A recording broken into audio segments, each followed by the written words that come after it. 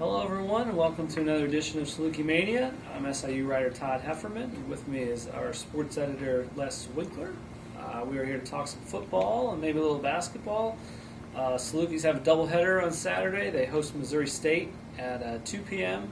And the basketball team, the men's basketball team, is hosting William Jewell in their last exhibition of the year at 7:05 at the arena. Both of those will be on the Saluki Radio Network, and we'll be following along on our live scoring. But football beat Western Illinois last week on the road. They probably need to win their last four to make the playoffs. One down with redshirt quarterback Ryan West. He looked pretty sharp. He got a gift in the first quarter, but they were able to take advantage, which I thought was good for him. Now he's probably playing the toughest team of the four, in my opinion, in Missouri State. They've won 3 in a row. They play a 3-4 defense, but they have a lot of seniors on that defense, and they returned 3 interceptions for touchdowns against Indiana State, so that's a little intimidating for a quarterback to go into, I imagine. Yeah, it's kind of strange because I remember maybe a month ago, the big thing going around the Missouri Valley Football Conference was, when does Terry Allen get fired? Mm-hmm. And now you're sitting there thinking, hey, this is a tough game again. So, maybe all that fire the coach stuff that people always want to boil the tar and pick the feathers is maybe premature. But this is certainly. I don't see where the Salukis have any margin for error left at all. If they want to make the playoffs, it's possible maybe they could get in with one more loss, but picking up this win this week would be absolutely huge. And I think it was really a big win for Ryan West to lead to a victory up at Western. And as mentioned previously, he had that extra week, the bye week, to prepare. Dale Lennon had that extra week to prepare West, and it worked out for SIU. As you mentioned in your story, there were no style points awarded, but a win's a win at this time of year. And he got some help. He got some help from Malcolm Agnew in the running game. Special teams came through for him, not only with 52-yard field goal and another field goal, and Kenny was rock solid with the extra points, but they block a field goal that Western's kicker had one field goal all year, so I was surprised to see him even try it from 22 yards out or 32 yards out. I think it was 22. And they block it, and they had 3 guys there. They could have blocked it with any of them really there. And Presume's waiting for Cameron to pick up the football. He keeps fumbling, so Presume runs past him and picks it up himself. But they need that right now. They need anything they can do to help the offense, because Missouri State, suddenly they were giving up 30, 40 points. Now they're giving up about 21 or 14, and their offense is scoring between 28 and 35 right now. I'm more concerned with SIU's offense. I think their defense will be okay. Yeah, the offense is.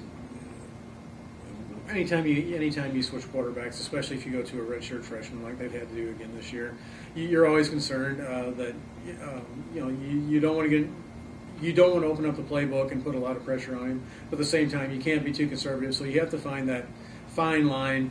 And I wasn't at the game last week. I did see the highlights packages, and it looked like West made a lot of good throws early. And if you can, more than ever, the offensive line and the defense have to step up to just so that they can keep moving the chains by the run, and of course keep Missouri State off the field. And as you mentioned with the special teams, it seems like in the last 15 years when SIU football's had its resurgence, special teams have had a big play in that, and you can't underestimate how big that touchdown was, and it was nice to see Presume stay on his feet the entire time. Where last year, where he went the 100 yards, he kind of ran out of gas. So I was kind of watching, but it was a great play. Would you feel better about SIU's chances if they were on the road, Les? No. I mean, in all reality, you look at who SIU has lost to at home.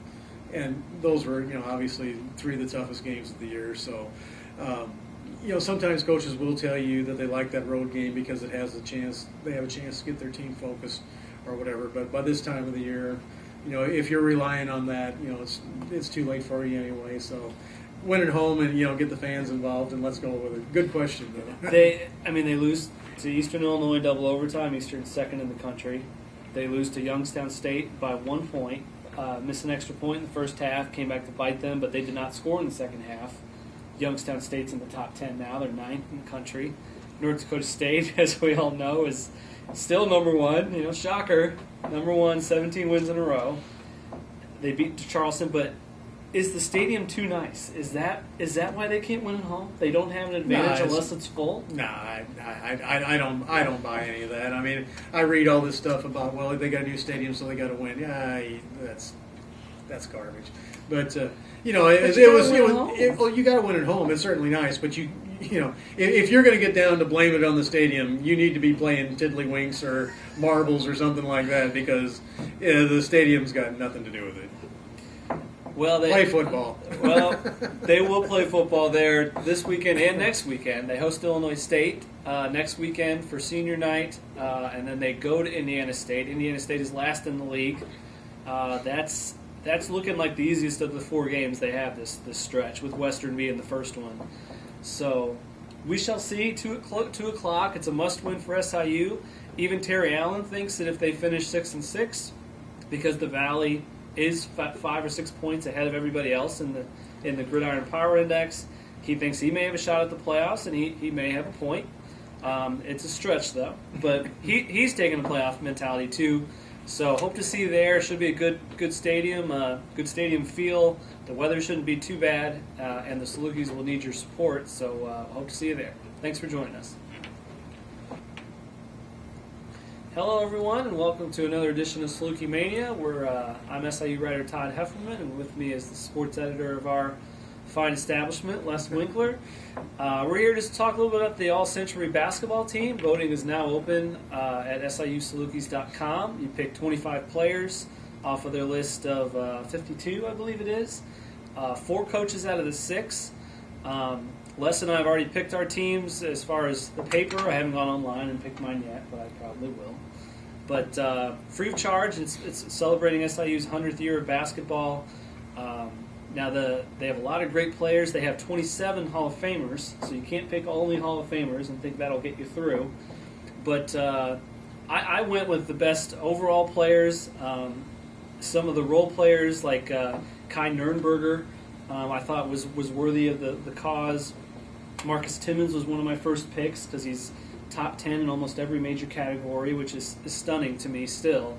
But what did you look at when you were trying to pick your guys, Les? Once you got pursed, like Walt Frazier, Chico Vaughn, and Dick Garrett, and Mike Glenn? Who'd you get past? The first thing I did was I looked at the NFL column, an NBA column, and not that an NBA player would automatically be in, but I looked at those 9 guys, and when you looked at their statistics and who they were and what they did, it was beyond comprehension to me that any one of those 9 would not be on.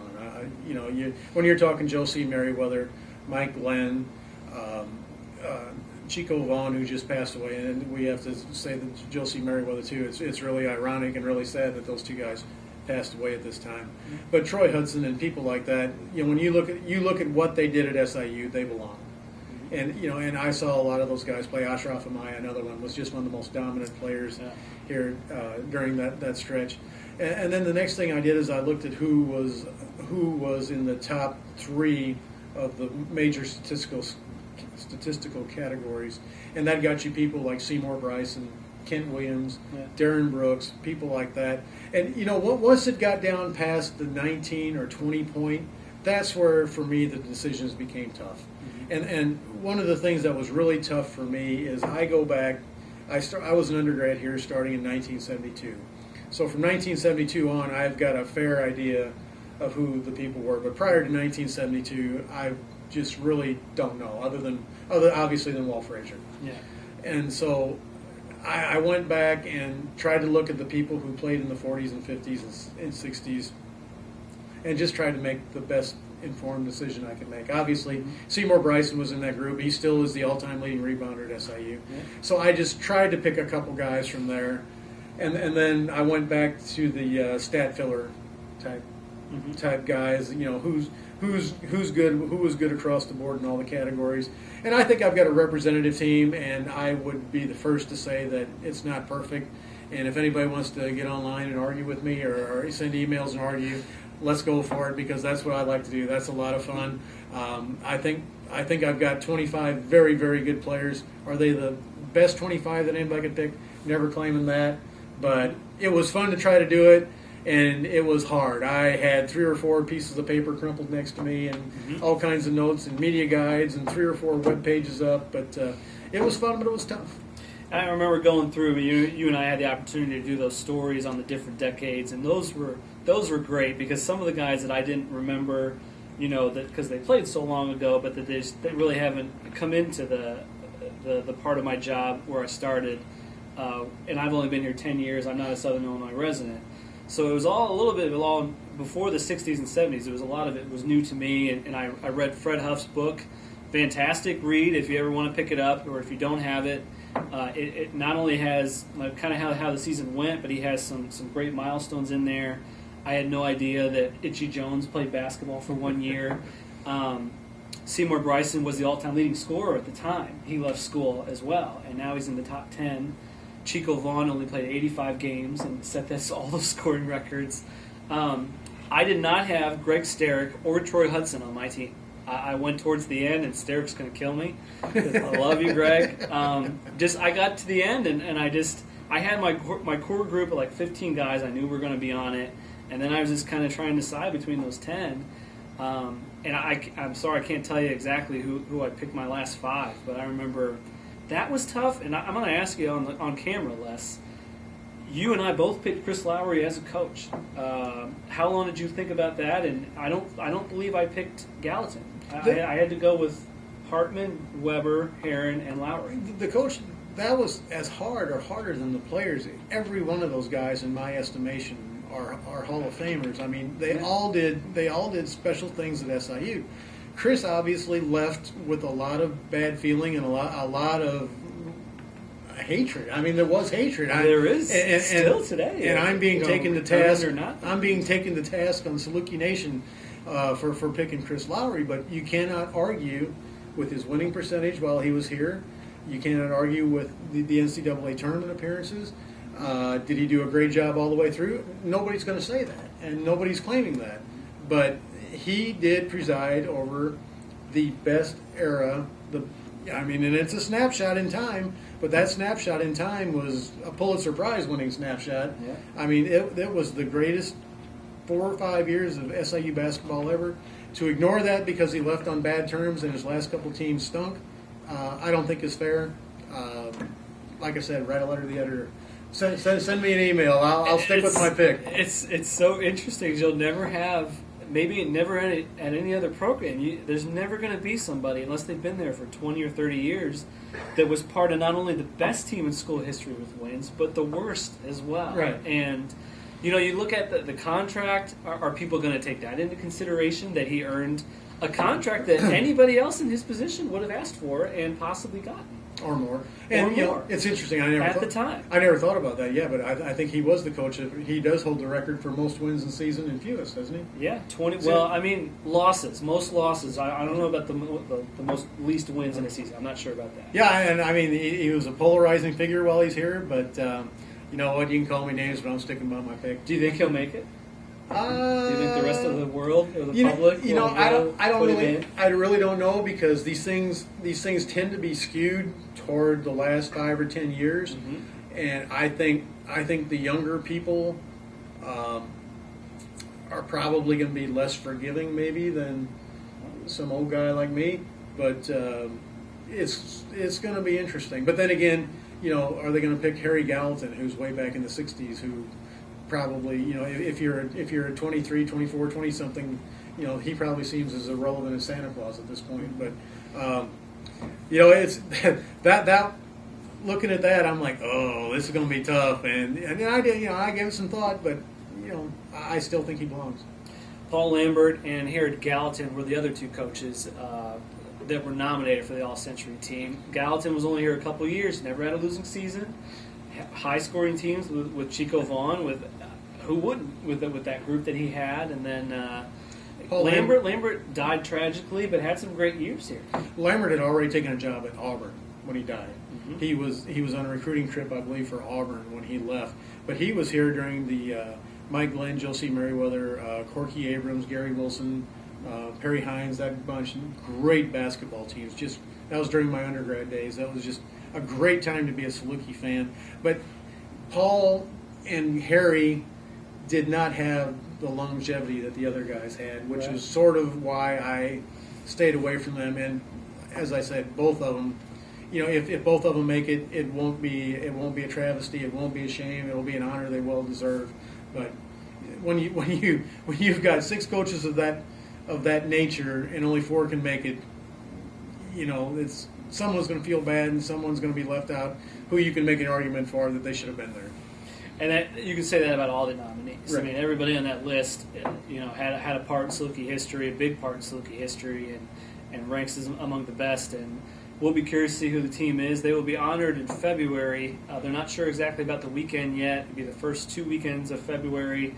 Ironically, one of them is the Missouri State game where Paul Lusk will be here, and Paul Lusk was nominated as possibly a member of the All-Century team. I'm not sure if he will make it, but we will see. But thanks for joining us. Go online and vote, and hopefully we'll see what the team looks like in February. Write us a letter.